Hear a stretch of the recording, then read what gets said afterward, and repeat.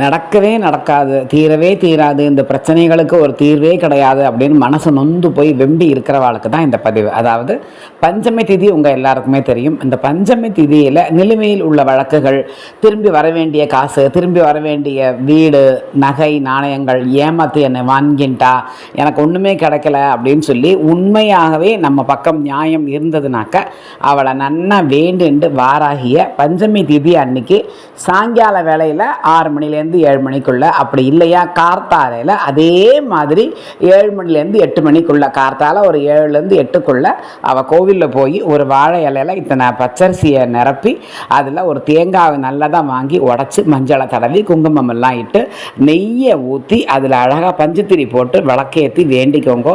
கண்டிப்பான முறையில், அதாவது 3 வாரம் வேண்டிக்கோங்க. கண்டிப்பாக பஞ்சமி 3 பஞ்சமிக்குள்ளே நீங்கள் நினைத்த காரியங்கள் 100% நிறைவேறும்.